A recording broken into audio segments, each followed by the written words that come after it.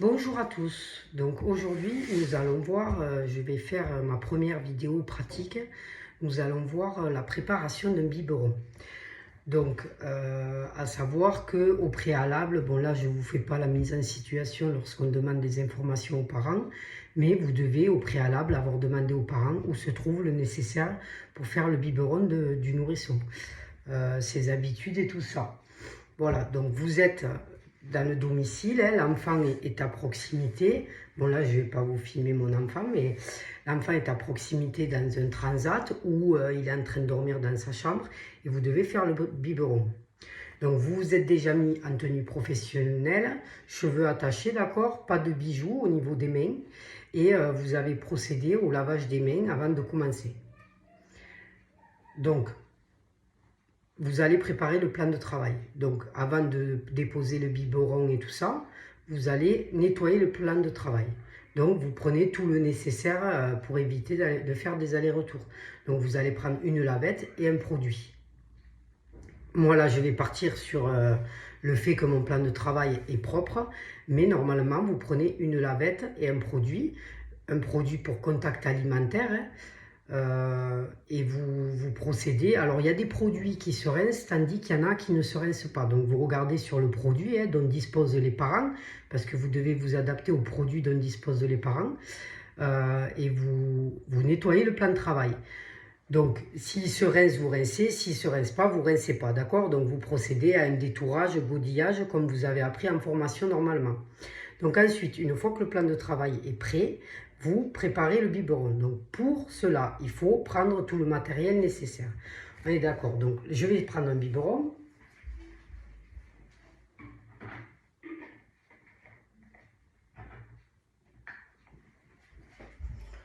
Donc là, nous avons le biberon qui est propre, d'accord. Il y a certains parents qui continuent à le stériliser, d'autres non. Donc là, il est propre. Ensuite, il nous faut, pour la préparation, il nous faut une boîte de lait. À savoir que là, le plan de travail, il est propre, hein, je le répète, hein, au moins ça rentre bien. Donc, je le mets sur le plan de travail. Et ensuite, il faut une bouteille d'eau. D'accord? Donc, une bouteille d'eau. Je vais vous préciser pour le lait et la bouteille comment ça se passe. Et ensuite, bon, après, certaines filles en formation vont voir avec une assiette et elles vont poser le biberon dans l'assiette et elles auront un couteau.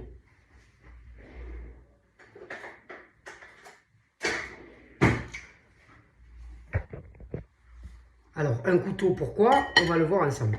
Donc, je répète, hein, pas de bijoux, surtout cheveux attachés, ok, en tenue professionnelle et tout ça. Vous avez fait comme d'habitude, hein, lavage des mains et tout ça. Plan de travail propre. Donc, vous prenez la boîte de lait. Il faut vérifier la date de péremption, hein, de la boîte de lait, sachant que elles sont... Donc, vous regardez, pour le jour de l'examen, hein, logiquement, les parents, chez eux, ils n'ont pas une boîte qui est périmée. Mais bon, vous vérifiez la date de péremption. Normalement, c'est 30 jours d'ouverture. Ok. Ensuite, la bouteille d'eau, donc il faut qu'elle soit ouverte sous 24 heures. Donc normalement, il faut marquer la date d'ouverture et l'horaire. Parce qu'après 24 heures, il ne faut pas l'utiliser. Il faut préciser au jury que vous faites attention à la date d'ouverture de la bouteille d'eau. Donc, l'assiette et le couteau, pourquoi? Je vous explique. Il y a des boîtes comme ça qui n'ont pas pour racler la mesurette. D'accord? Du coup, on se sert du couteau pour racler la mesurette. Bon, là, il y en a une, donc je ne vais pas me servir du couteau. Mais normalement, ça peut servir pour racler la mesurette parce qu'il faut vraiment que ça soit à ras. Il ne faut pas que ça dépasse ou quoi. Donc, du coup, vous ouvrez le biberon. À savoir que vous enlevez le couvercle, vous le posez dans l'assiette hein, si vous voulez. Par contre, une chose que j'ai oublié de vous dire, quand vous allez nettoyer le plat, là je ne l'ai pas fait parce que mon plan de travail était propre, mais normalement, après l'utilisation de produits d'entretien, nous sommes bien d'accord, vous vous lavez les mains. Pensez à vous laver les mains avant de prendre tout le matériel pour la préparation du biberon. Donc, vous enlevez le biberon, à savoir que vous ne touchez pas la tétine avec vos doigts, qui sont propres, mais vous ne touchez pas la tétine. Vous la posez dans l'assiette. Là, vous avez donc le biberon. Vous mettez la graduation vers vous et vous devez remplir le biberon sans toucher le contour du biberon. On est d'accord? Donc vous pouvez vous... Il y en a qui le font de haut comme ça et qui se rabaissent quand c'est presque prêt. Il y en a qui font directement, à savoir que oui, il faut avouer, à domicile, on ne fait pas ça. Mais bon, moi je ne fais pas ça pour la préparation de mon biberon. Donc du coup vous versez, donc on va partir sur un biberon de 210 ml, d'accord? Vous ne touchez pas le bout du biberon, ok? Vous visez bien, hein, attention, c'est sûr que le jour de l'examen, avec le jury à côté, là j'ai réussi pile poil, bon il n'y a pas de jury à côté de moi, mais il faut avouer que le jour de l'examen, avec le jury juste à côté, on est en stress, donc c'est un peu plus comme ça, mais bon on va faire comme si, là il n'y a pas de jury, donc c'est bon. Une fois que vous avez versé l'eau, vous prenez la mesurette. Vous prenez la mesurette, d'accord? Elle est comme ça. Et vous la raclez bien au bord. C'est-à-dire qu'il faut que ça soit vraiment ras, la cuillère, il n'y a rien qui dépasse. Et vous la versez pareil dans le biberon sans toucher le bout. D'accord? Donc là, je ne vais pas le faire parce que mon petit ne doit pas boire un biberon maintenant, ça serait du gaspillage. Donc il ne faut pas toucher le bout et le verser dedans, d'accord? Vous visez, hop, vous mettez le nombre de mesurettes. Donc là, 210, donc c'est cette mesurette parce qu'une mesurette, c'est 30. Une fois que vous avez terminé, vous reprenez et vous le vissez dessus sans toucher la tétine, encore une fois, ok? Voilà, vous fermez bien, vous mettez ça, et vous, alors avant, à l'époque, on faisait ça, on est d'accord, hein? Nos mères, nos grands-mères faisaient ça. Donc, maintenant, c'est plus comme ça, c'est comme ça, ok? Une fois que le biberon, il est prêt,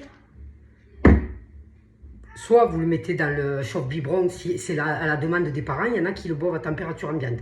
Il y a des parents qui vont vous dire de le mettre dans le chauffe-biberon. Si c'est dans le chauffe-biberon, on est d'accord que vous avez branché le chauffe-biberon avant de faire le biberon, de façon à ce qu'une fois que le biberon il est prêt, vous le mettez dans le chauffe-biberon, il chauffe un peu, pendant qu'il chauffe un peu, vous rangez le matériel, et après vous reprenez le biberon, vous vous positionnez dans un endroit confortable, bien, avec vous allez récupérer l'enfant et vous vous installez confortablement pour lui donner le biberon. Bon, après, c'est tout.